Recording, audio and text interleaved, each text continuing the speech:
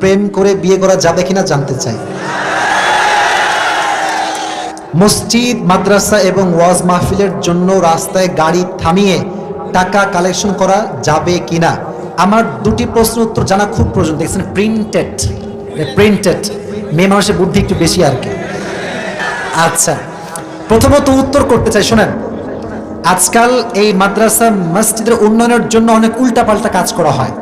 আমি অনেক জায়গায় দেখেছি, আমার মাহফিলও আমি দেখেছি, মাদ্রাসার মাহফিল ছোট্ট ছোট্ট বাচ্চাদেরকে নিয়ে রাস্তাঘাটে রুমাল দিয়ে পাঠিয়ে দেওয়া হয়। এটা জঘন্যতম অপরাধ ছিল, এখন ঠিক কিনা? আপনি না খেয়ে মরে যান, আপনি বাচ্চাদেরকে দিয়ে কাজ করাচ্ছেন। আপনি একজন ইমাম, আপনি একজন হুজুর, আপনাকে ব্যক্তিত্ববোধ বজায় রেখে চলতে হবে।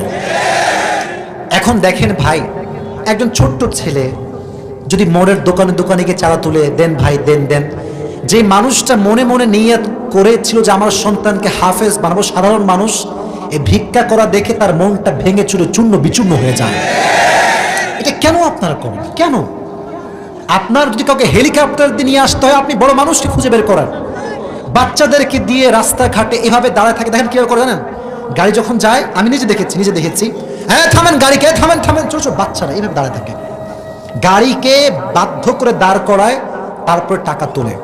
এটা স্পষ্ট জুলুম, অত্যাচার। আপনাকে মাহফিল করতে হবে, মাহফিল বাদ দেন। কে আপনাকে মাহফিল করতে বলছে? মাহফিল করবেন বীর পুরুষের মতো, ভিক্ষা চেয়ে মাহফিল করা যাবে না।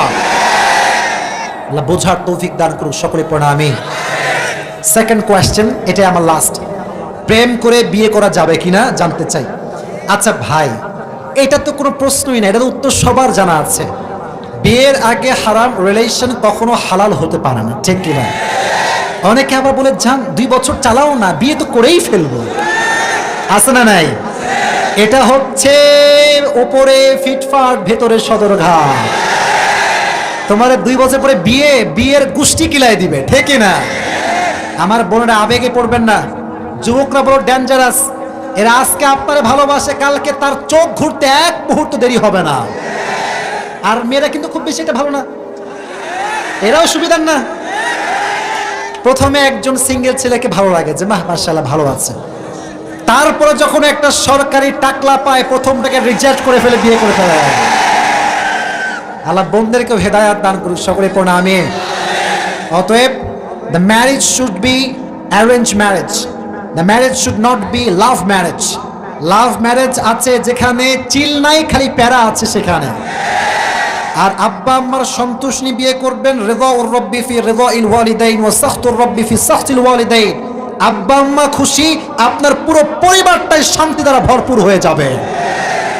আল্লাহ তাআলা যুবকদেরকে